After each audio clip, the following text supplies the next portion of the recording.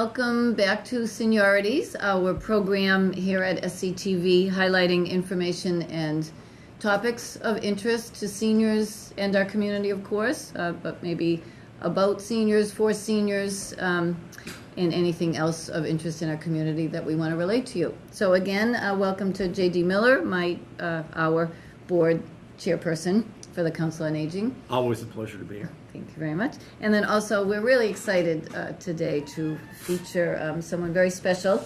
Our program is with Emmet Scharswo today, who is with the Executive Office of Elder Affairs for the state of Massachusetts. We've imported Emmet from all the way from Boston. We kidnapped Emmet. Come down here and talk to us. Yes, yes. It's my pleasure to be here. So we're very, very happy to have you. And I think right off the bat, we would let you introduce yourself and maybe just talk a little bit about your role for the agency and the state. Yeah, Sure. Well, Elder Affairs is a state agency, and it provides funds to each municipality in Massachusetts that has a council on aging, and that's 350. The town of Rowe is not part of it yet, but we're working on that. Okay. And with those funds, we help support municipal initiatives by councils on aging, and my role is to basically distribute the funds. It's not my money, but it's the state's money, but to make sure that we have budgets and appropriate expenditures, and we're always looking for things that people are doing that are clever, and we sort of pass them along. So I'm a little bit of almost like a switchboard operator with money, trying to keep track of all these things. It's a fascinating job, actually. Absolutely it is. So funding comes from state budget. Well, Passes over to you. that's correct. Right. Right. And then you have the ability to parse. Well, usually we use basically the local population figure, most recent federal population. Yep. And then for smaller towns, we look at there's some towns that only have, some towns have fewer than 100 seniors. Yeah. So we sort of set a minimum for them, and it gives them a chance to do something. And sometimes it's even the minimum that we give. And the current year actually was $5,000. But there are some that local populations, local budgets aren't even $5,000. But so my job is to sort of work with them and really help them to understand what others are doing or what might be possible. So it's a lot of sharing of With that money. With that money, and that's right. We don't do bingo, we don't do bus trips, and we don't do ukuleles. Okay. But we do a lot of other things. We'd like to do ukulele someday. We do a lot with our money. We try to do a lot with it. And are there restrictions? Well, on how to use the funds? There's guidelines. They're fairly broad restrictions. But basically the focus is on what it is that is sustainable. If, for instance, the state funds weren't there, would the local communities recognize the value of this thing? So, look, we really do need a newsletter, or we do need van service, or something to get. So we try to give people opportunities, because that's really what it's about. Yeah. Everybody's going to be a little bit. Every community is going to be a little bit different. So you're absolutely right about that. So there's no. It's mostly we want them to be their imagination in the notion that they will pick it up someday, and someday it may happen. Yeah. You don't know. Yeah. Okay. Now, people do often ask me if it's mandated that a municipality, a town, or city has a council on aging. Is Right. that? No, it's not mandated. The first councils actually, Elder Affairs you mentioned councils on aging. Actually, in 1954, I think we were probably the first state in the country that had them, and they actually started in 1956. Two cities, Pittsfield and Springfield, and from there we've gone on from 2 to 350. Yeah. Wow. So but you have to do a lot of organizing. When I started out many years ago, it was people going out in the field and just sort of talking. Maybe you should do this, but they weren't really thinking about seniors. And you might have some social services, but really seniors are a population that needs support. I don't think that's unknown. No, right. So if we can get people to work together, it's a fascinating job, but it doesn't always. You really got to work with. 350 agencies, and there's always moving parts. Well, how do you stay connected with councils as a whole throughout the state and/or the individual councils on aging? Well, senior centers? usually it's an excellent question, but I mean, people have to ask me. It's Right. like I'm not going out looking for more work as such. Yeah. But it's really trying to, you know, when people are coming in and saying, you know, we've got this issue, for instance, it could be, you know, it could be issues with daycare, it could be issues with transportation, could be on just about anything imaginable. So the goal is, if I don't know that and they don't, then I send out little briefs to councils on aging, and I do this quite frequently, and say, tell us about how you're doing this thing. I just had something recently that was really unusual. And I said, well, can we stop using the community? Somebody wanted to stop using cash. They wanted everything with checks. Seniors don't have all these things. So we just sort of go through and discover how things work. Right. And we Kind of learn. pass on With Yeah. the No best reason- practices. No Yeah, reason Absolutely. to invent the wheel if it's already being used in another community. We can just share the idea, right? Okay. I think, you know, if you're actually to get at the question that you've got, is transportation is the number one unmet need of seniors. That's been true for For years. years, absolutely years. It's been true with the federal census when we do with stuff Yeah. with the state. It all ends up being that. Yeah. Housing would be the second. Yeah. You know, I suppose in some communities that might be the first, but as a rule, it's transportation. Yep. It's a lifeline.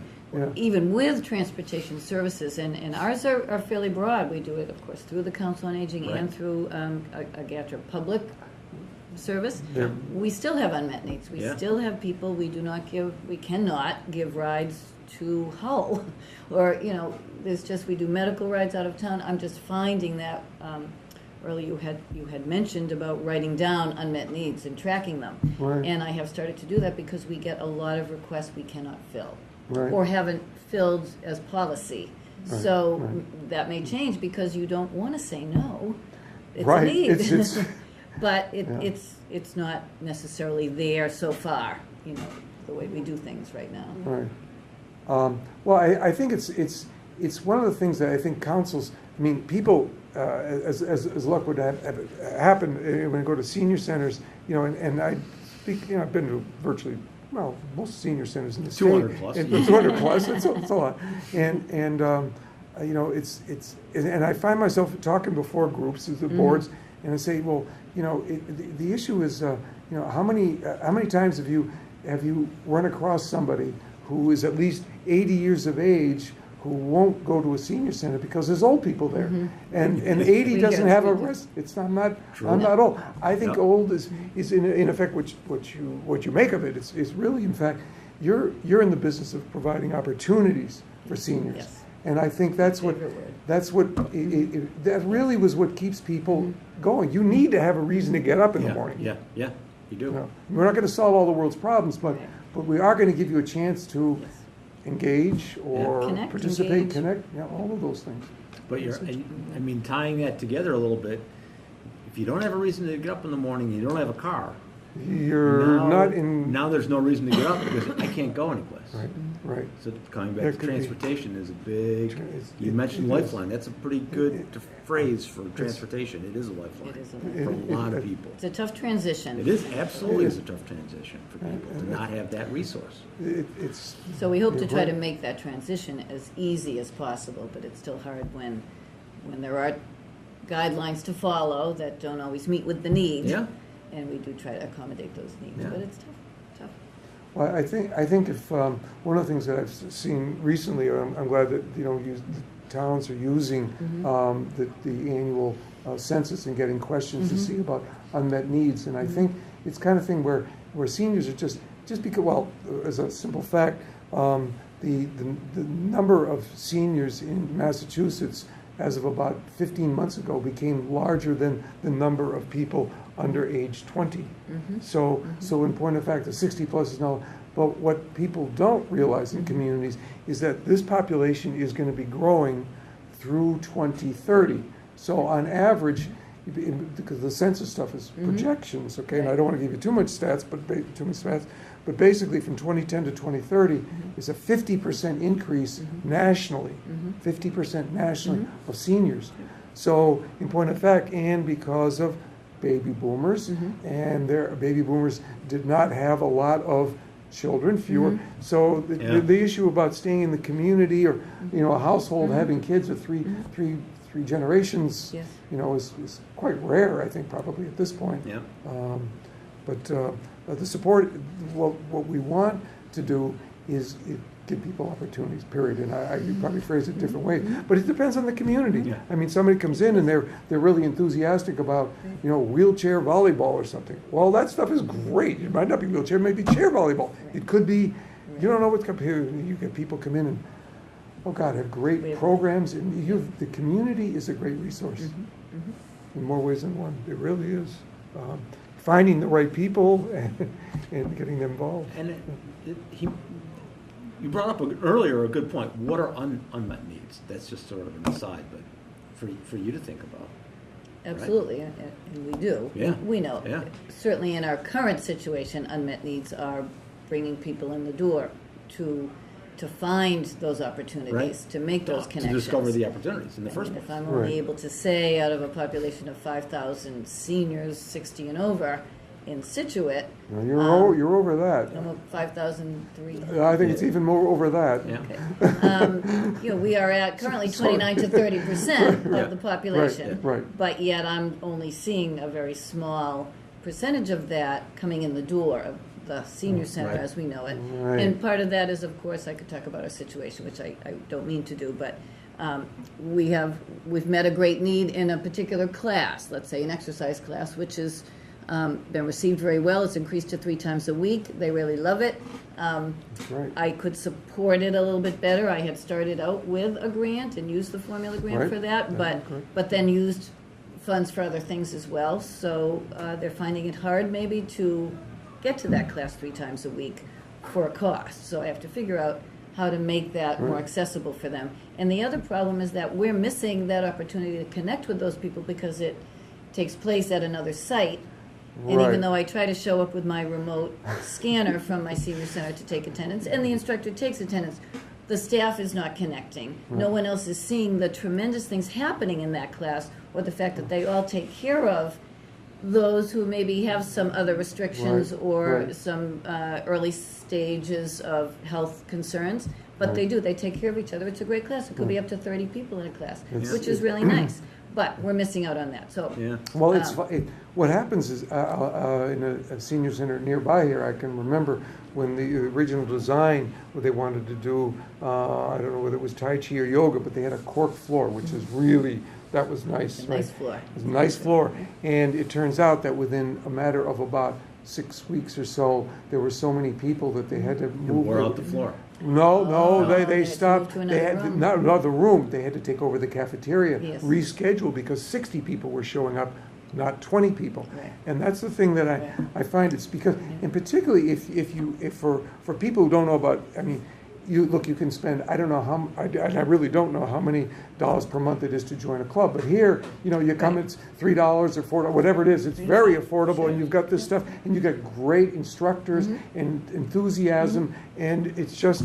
It becomes your home away from Right. home. Things you don't want to do at home. That's You want to what- be around Right, others. you know. What the heck? That's I what mean, we're shooting And for. that's why we say, that's the what we're shooting virtual for. home we have is not sufficient. Yeah, I mean, that's you what need we're shooting a for. collected under one roof, which would Well, be nice. it- Also, Zumba, for instance, people, they want to dance. They want exercise to be fun and to be familiar in some ways, or Right. to learn something. So we have no place to have Zumba because we Yeah. don't have the right floor.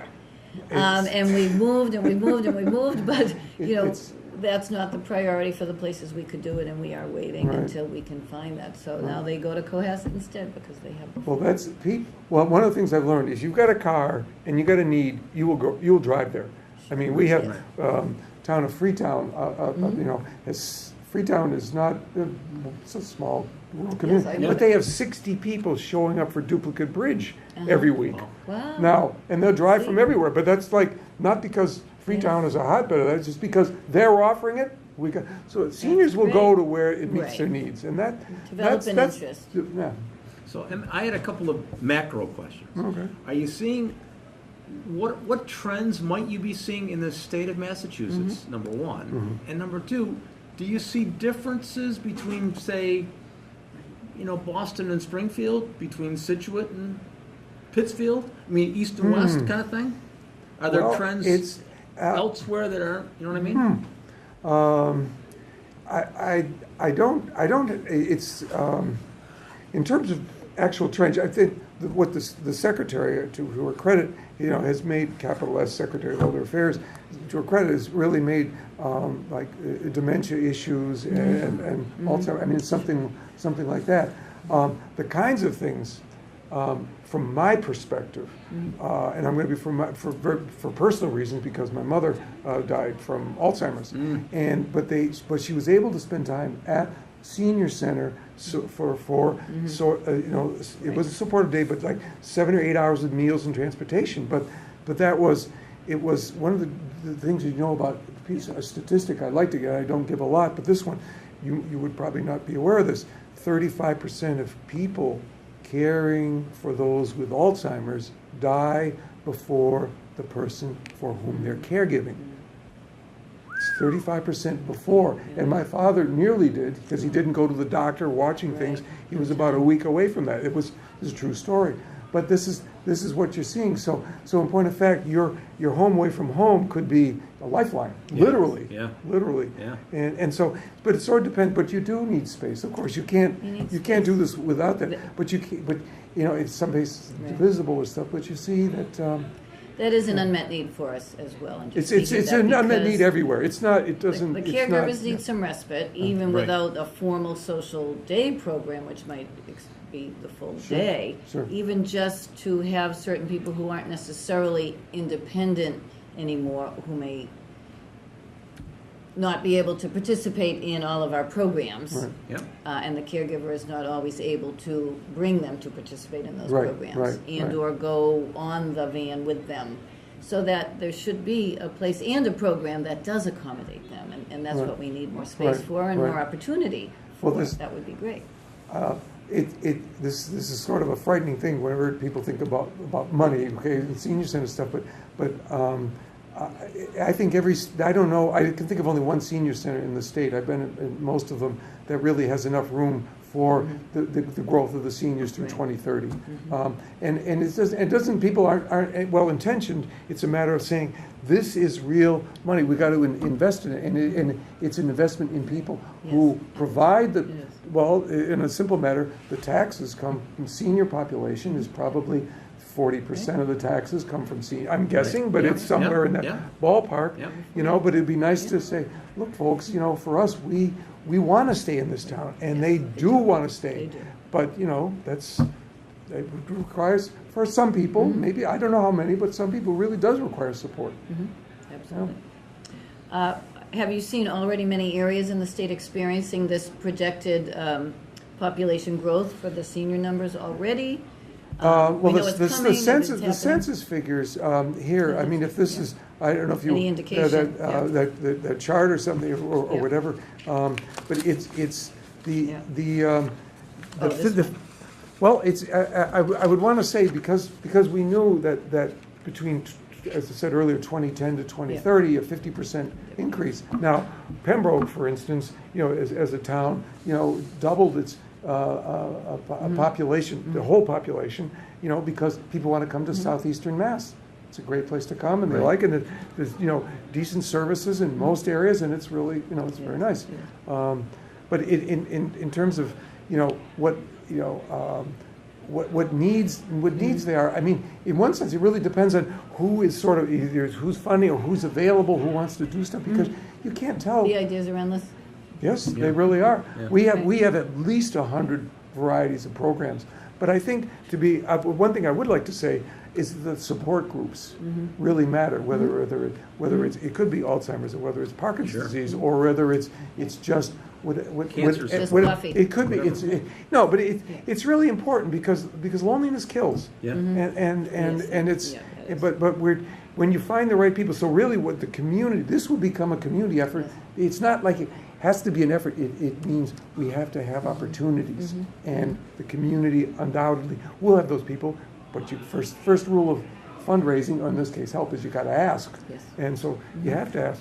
But in your point about space is well taken, because if you don't have the space, you can't host it. And people don't want to necessarily be all over the place. They really want to be near others who are like and appreciate it. And It's, so when you get your pool tables in there and you'll say, wait a second, these guys say women like to play pool too, We do, yeah. and you do. And we can.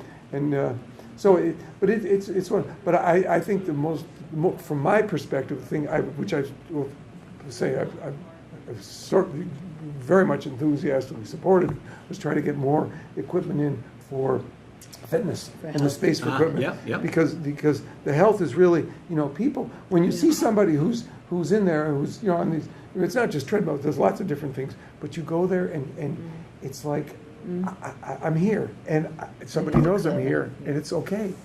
It's okay. It doesn't matter that I'm a senior. Right. So you're seeing that trend go from, I think traditionally we had space for exercise, rooms for exercise, Right. but not necessarily equipment. Right. Correct. but you're seeing This more is of the that equipment. happen. People want to do that. I mean, Yeah, they they don't. Strength they training don't. is encouraged. Yeah, it is an opportunity. So view things as opportunity centers and not as seniors as such. I mean, so many different things go on. It's really a. And you're right, some places grab onto certain trends and certain activities and do them, and others either can't get there yet or haven't found the same need or the same response, I guess, to them. So they're all different. They're all different. I can guarantee you that. When you've seen one senior center, you've seen one senior center. That's it. I do say, I don't say it the same way, which is better. Yours is better, but I have said that. That is true. But as the Executive Office of Elder Affairs, do they have recommendations, I guess, as to how to accommodate the increasing numbers? Are you going out there, or are they? It's a very interesting question, actually. As a state, I represent the state agency, but we do not set guidelines. Okay. So what we do is we track information from other senior centers and say, how is it working for you? I see. And that's where we learn from. So I don't ever say this is what it should be. Right. Yeah. But, when you begin to look at it, and people who built, some fairly sizable centers said, we're out of space. I could mention a town right near here and say they realized that despite their going with sort of our recommendations, they've surpassed my recommendations. My recommendations, Right. the recommendations I happen to have from other senior centers, and it is growing. It is So growing. in terms of square footage, let's say, if we were talking about senior center size, Yeah. you do have sort of a recommended guideline. Well- I'm not sure where that comes from or whether that's been Well, from experience. I would put it this way. I would expect no less than 4 square feet per current elder population. No less than 4 square feet. It just, when I've seen places like a humble example that started out years ago in Peabody, and they built 28,000 square feet, and they've expanded it twice since then. Wow. And it's like, that was for 7,500 seniors, because when you've got these programs, I Wow, mean, 7,500. oh, yeah, Right. but that's what they did, and they expand. But this is that community. It's not. There's no other one that's done like it. But that's, and it's very good. I had seen Newburyport's because I had read they were building the 25,000 square foot senior center, Right. and they had a similar population to ours, Yep. both Yep. total and I know seniors. you mentioned, I did go see it, and it is beautifully done, but they have reserved sort of 10,000 of that 25,000 square feet, and they were going to lease that. If they did for cable programming and other things. And that was the mayor, oddly enough, I was there when the mayor discussed it. Okay. And I suggested to her, because they had an architect, and I said, look, you're gonna, if it isn't gonna work now, use the space for other purposes, but you're gonna want But it you're gonna someday. want And it's absolutely And so true. when it's justified, or in the meantime, it's a It is- little it's bit there. of income, Yeah. revenue for it. That's correct. So it's It was a great, good idea. great model, great Yep. idea, Yep. and beautifully. I was glad that she smiled on that She one. It was good. good. It was very nice. That is good. Yeah. That is great. Well, It's hard to wrap your head around that in terms of the spatial needs, and Right. yet all of our neighbors are expanding their yeah. facilities. Well, Like, that's right. You've seen them right And around with you, yes. justification, Yeah. No. the It's Hinghams, the Marshfields, the Duxburys, they're all expanding their space because they need it. And it is based on programming, basically. It's Yeah. based on response to programming. It is. The programming is there. Because once you've got something, people want to say, well, this is my turn. Because people are looking at aging different. They should be looking at aging now. Absolutely. Because, the boomers did not, it was about my generation, okay, the who, my generation. Well, guess what? They're older, but they still want. Yeah. Interestingly enough, along those lines, I read a quote the other day that I thought was telling. Someone who said, okay, we've basically been given another 10 years in life expectancy. Mm-hmm. What are At least. What are you going to do with those 10 years? Right. What are you going to do with Right. it? You yourself, what are you going to do with Yeah. those? You've been given a gift of another, Right. of a longer life. What are you going to do with those? What are you going to do with that time? Be productive, be engaged, be in your community, Right, be social. Right. Be All there. at a Be there. senior, all at a I senior would center say that's the potentially. crux of our aging Right. mastery program, Right. actually, and that's what Excellent. that's based on. Right. That's what we try to teach or reinforce. Yeah, I just thought Right, that was right. an introspective question that everyone could ask themselves. Okay, so what if, Right. if my life expectancy was 80, now it's going to be 90? Or I know, whatever- right, whatever it is, right. but I've got 10 more years. What are we going to do? I got to survive it. I got to finance it. But I want to be True. engaged in it, Right. right? And that's our job. Yeah. Well, it'll be unique in each community, but there will clearly be things that are parallel with others, and Yeah. and it really is the community, and Yeah. the community you're giving the opportunity for the community to make a new reality. Right. That's how I view it. I Right. really Well, do. Right. I have said it takes time to create interest, and it takes activity, time to create trust, and activity to create interest. So, the places that are expanding, it's been a process. It's taken time to develop those programs, Oh, to it get does. people in the door, to expand that interest. And they've been doing that because the more people that come in, the more they see, Right. the more they pass it on to their friends and get their friends involved and have ideas. And, it's really a community effort at that point. One of the things that because I've looked at senior centers and stuff, was a typical senior center will go anywhere from 3-fold to 5-fold participation within the first, I would say, 36 months. If you build it, they will come. If you build it, they will come. Right. I guarantee it. I'll put it in writing. I know. And Put I've it in seen it writing. work. I have seen it work. I truly Everyone have. we've talked to. None is less than tripled, Right. but often they're going up to 5-fold. Everyone Yeah. says the same. Yeah. Yeah. Absolutely. If you build it, they will come. So just to sort of loop back. Sure. Are there statewide trends that you see different besides, the overreaching dementia issue? Well, it's interesting. Well, I don't know whether the dementia issue is there because I think it's the most frightening thing. But in And it's also life expectancy. life That's but the things that you can do to remain engaged, I think will help you deal with that. I mean, it's not simply. I mean, you don't know how. We don't know the cause of dementia. Okay. But I think when you see people doing things and being active, that's clearly got to be something that is worth doing. Yeah. It's not to sit and wait. It's Right. a turn to participate. Right. Do you see a clear trend in more lifelong learning, in recreational activities, outdoor activities? It could be. People who have the bocce courts. I mean, they Yes, love it. There's yes. one in Malden, which is a city. They have this Right, carpet. right. It's so like 6 feet wide. It runs right across the director's office. Oh, And fun. it's like, Really?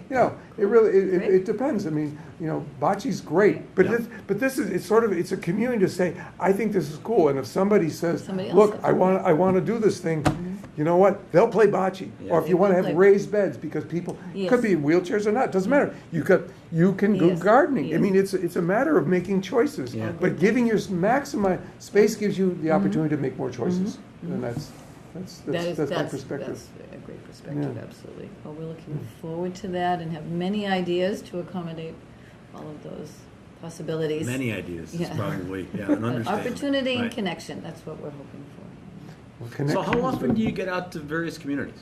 Well, it's I do a lot of training. I do board training and grant training, and as we Which is were where we this came this from. this morning. Yep. And I like the board training. Well, I like them both because it's the people who are on the boards of councils on aging mean, they don't really necessarily, I mean, they're doing it out of love, I think, Yes. you know, and at least. They want to be involved, they want to be They want to connected connect it. to a good thing. And that you ultimately find that you will, if you give people opportunity to get involved, you're enhancing the community. It is a community, and I think we're taking a notion that was, you know, once you were whatever, you know, you had your children or something, whatever. Right. This is no. Again, it's a transition. It's you a know, it's a transition, but it isn't. It's not something to be afraid of. If you've seen somebody I ran across somebody very recently who was in the early 70s who climbed Kilimanjaro, and I'm Right. thinking, okay, Oh. you know, with what is, you know, was she somebody? That's great too. We have a man who does our balance and my Tai Chi and men's yoga, and he said, I'm going to miss next week because I'll be at Whistler skiing. And he's 85. And I'm just like, I wish I was at Whistler skiing, you know, and that's not his first time. Right. So that is what we hear Right. that. Right. We do hear that. And the funny thing is, it's an invitation, and I think some people they're afraid of being is it be rejected? They're all older, but old is a state of mind. It's It not. is. It's a number. Get over it. Yeah. So you're on the South Shore today. Do you spot yourself around I the try. North I have Shore, to. the West? It's mostly with the training is I just try to find the different parts of the state and try to get 5 or 6 towns or something so we can share ideas, because Yeah. the sharing of ideas is like, I didn't know we could do that, Yeah. or whatever, and Right. it's and it's Someone's innovative and it's Yeah. some of the innovative, Yes. and I really enjoy, obviously. I mean, it's the chance to get input from and share it with other It's people. valuable for us. It's valuable Well, for thank us you. to have Thank you you. here. Yeah, To have- no, we talked offline about that. I mean, really, the information sharing, it pulls people out of their community, Right. but with an understanding that we're really sharing some of the same issues Right. from here to here to here, Right. but we're dealing with it a different way, or you're seeing something differently, and you've Right. come up You- with a creative solution that maybe we should borrow. We absolutely, Right? and that's how you Right. learn, right? Yeah, there's not. We can it's- steal it, we can borrow it, whatever. Let's use that No, idea. you know, it'd be kind of nice, you know, to back on that is to say, you know, we can do this stuff, but it's sort of like the Wayne Gretzky thing that I mentioned at the end of the training. Yes. It says you miss 100% of the shots you never don't take. Right. So I I love mean, that one. so the issue is to take those Okay. shots, because in point of fact, you know, if you're not taking a risk, you know, you're going to be in a turtle shell, and we can do better. Throw it at the wall, see what sticks. Yeah, absolutely, That's what I right, do. right. But to answer the question simply is, it's like I ask people to organize the session so I can come out, because I don't have the time to Oh, yeah. organize it. No. But I yeah. Well, and we are so pleased that Emmett could take the time. We did hijack him a little bit, but he was in the area, and I'm just Thank you. always felt so grateful that he is our leader. He is our leader in the state and for our COAs That's and kind as of a you. director. So we'd be lost without him. Very It's nice. a pleasure having Nice to have having him, this yeah. working Yeah. relationship, Yeah. because we're all trying to do Right. the right thing Right. by seniors, and Right. that's couldn't And this ask is for a more. great idea too, having JD and having the board sort of help facilitate very this nice. No, communication effort with absolutely. the community. Yeah. It's wonderful. Helps me out a lot. So You're thank welcome. you. Thank you, JD. You're welcome. All right. And so just in closing, let me just remind you, of course, hopefully you are reading our newsletter, or if you're able to go online to the town website and find the Council on Aging page.